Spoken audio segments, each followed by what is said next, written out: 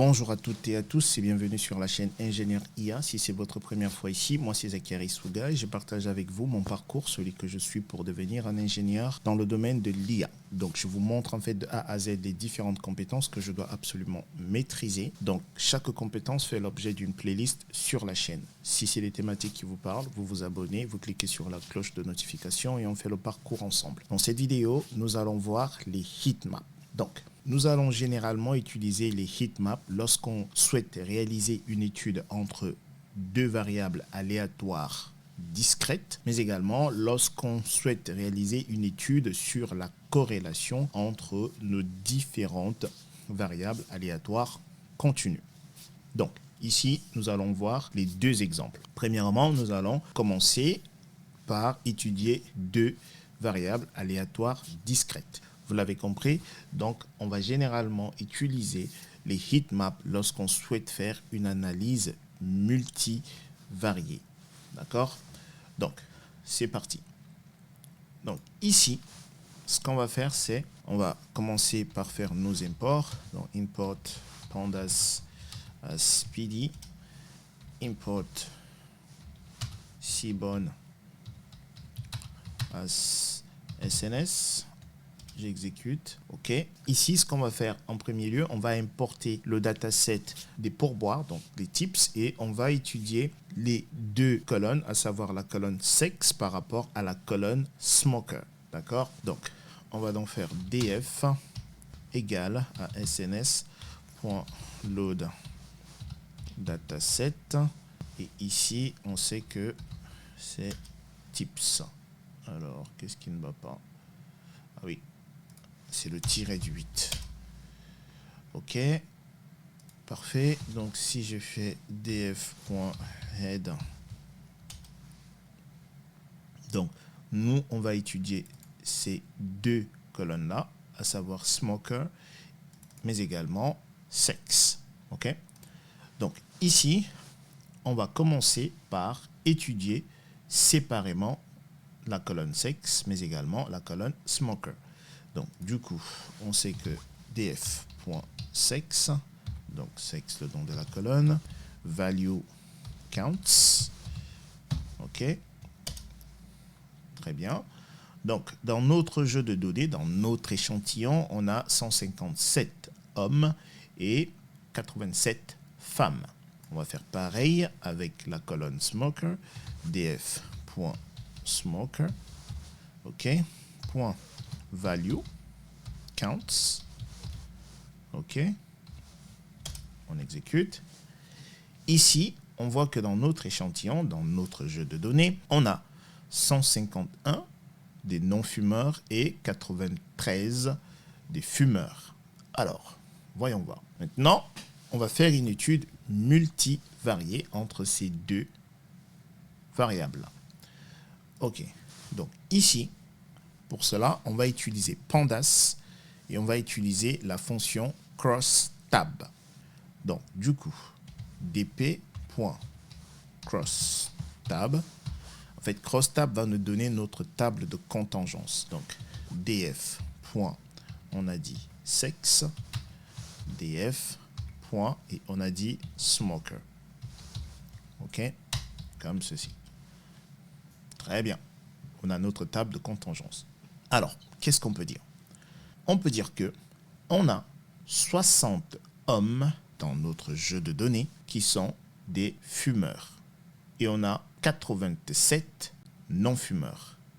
En ce qui concerne les femmes, nous avons 33 femmes fumeurs et fumeuses, et 54 non-fumeuses. Le petit souci qu'on a avec crossTab, en fait, ce résultat-là, il n'est pas très facile à lire. Raison pour laquelle, généralement, on va utiliser un heatmap. D'accord? Donc, on va du coup utiliser le heatmap. On va faire sns.heatmap. Comme ceci. Et ici, on va lui donner notre crossTab, du coup. Donc, c'est pd.crossTab. Et c'est df.sex. Et df.smoker. Ok, très bien. On va exécuter. Voilà. On a notre heatmap. Donc ici, on va rajouter des annotations. On va faire virgule, annote égale à true. OK. On exécute. OK. On a exactement la même chose que ce qu'on avait ici. D'accord? Alors, par ailleurs, on peut jouer avec les couleurs. Hein. Donc, par exemple, ici, pour les couleurs, je vais dire CMap et je vais lui dire BU. OK. Et je pense que je vais lui dire la valeur minimale. On va mettre, allez, 10. Et la valeur max, on va mettre 100. OK. Là, j'exécute. Ah non, oui, j'ai mis 10 partout. Je ne comprenais pas. Hop, voilà, voilà. Là, c'est plus parlant. Pardon, c'est moi qui avais fait une erreur. OK, très bien. Donc là, on voit donc que, en ce qui concerne les hommes, OK, donc ici, sur l'axe des Y, on a le sexe, donc homme et femme. Et ici, sur l'axe des X, on a smoker, donc oui ou non. Donc on voit bien que là, les hommes, on a bel et bien nos 60 qui sont des fumeurs pour yes. En ce qui concerne les femmes, c'est les 33, d'accord, etc., etc. Le heatmap nous facilite la lecture, d'accord, pour notre étude multivariée de 2 variables aléatoires discrètes. OK? Donc, en fait, ce que j'ai fait là, simplement, le Vmin 10, vous voyez, c'est ici, le 10, il est là. En fait, je lui dis la valeur minimale, c'est 10. La valeur max, c'est 100, c'est ici. Et ceci, en fait, le CMap, c'est simplement ces couleurs-là.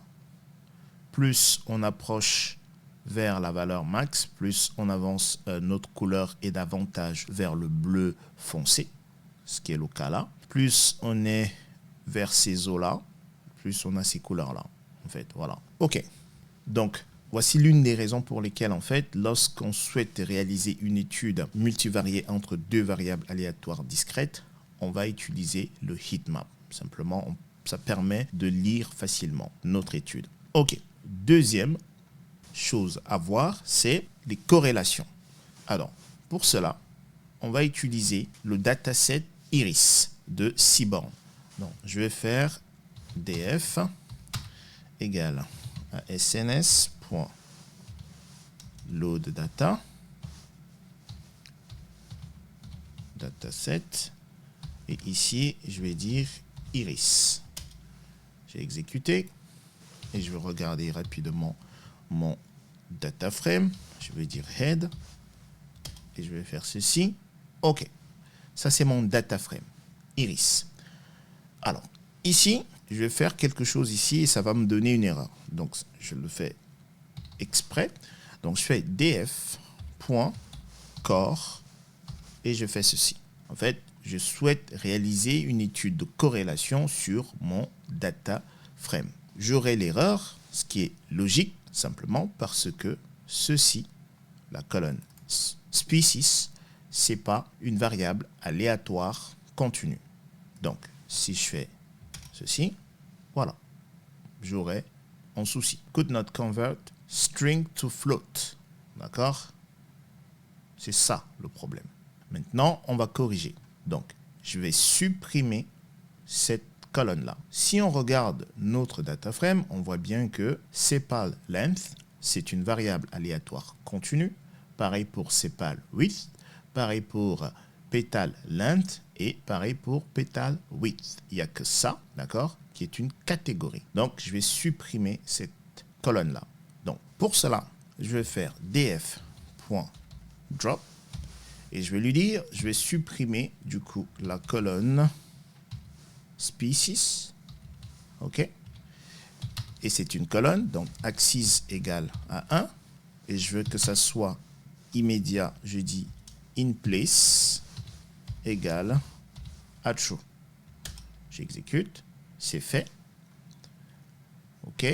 Ça veut dire que si je regarde à nouveau mon data frame, .head, je vais lui dire 2, vous voyez, je n'ai plus cette colonne-là.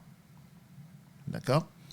Maintenant, je peux utiliser mon heatmap. Maintenant, je vais faire donc sns.heatmap. OK. Et donc, ici, je vais lui dire, donc, ici, ça va être df.core, d'accord. Et ici, on va lui donner un note égale à true. OK, on va exécuter. Voilà, on a notre heatmap. Et ici, du coup, on va lui dire vmin égale à -1 pour une corrélation négative parfaite. Et on va lui dire vmax égale à 1 pour une corrélation positive parfaite. OK. Et on va lui dire en termes de couleur, cmap égale à rdbu. J'exécute.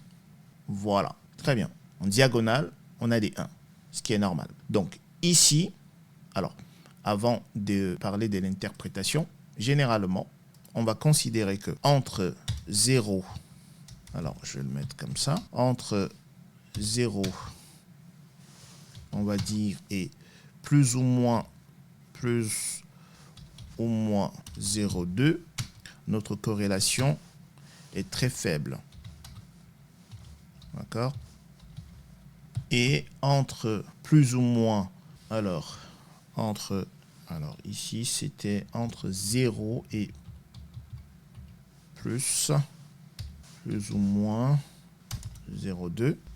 D'accord, c'est très faible, pardon. Et entre plus ou moins, donc plus ou moins, on va dire 0,2 et plus ou moins 0,4, on va considérer que notre corrélation est faible. OK. Et ici, on va dire entre plus ou moins 0,4 et plus ou moins 0,6, on a une corrélation modérée. OK. Et entre plus ou moins 0,6 et plus ou moins 0,8, pardon, et plus ou moins 0,8, on a une forte corrélation, d'accord. Et enfin, entre 0,8, plus ou moins 0,8 et plus ou moins 1, on a une très forte corrélation. OK? Très bien. Du coup, à partir du moment où on a cette information, on peut interpréter nos corrélations ici. D'accord? Donc, on voit que entre sepal length et petal width, on a une très forte corrélation. D'accord? Ici, on voit que on a une corrélation modérée. Ici, on a une corrélation faible. OK? Et ici, on a une très forte corrélation. Très bien. Voici ce que je voulais partager avec vous dans cette vidéo. J'espère que j'ai été clair. Si vous avez des questions, comme d'habitude, dans la section commentaires, vous me posez des questions et je répondrai. Portez-vous bien. Je vous dis à bientôt. Peace.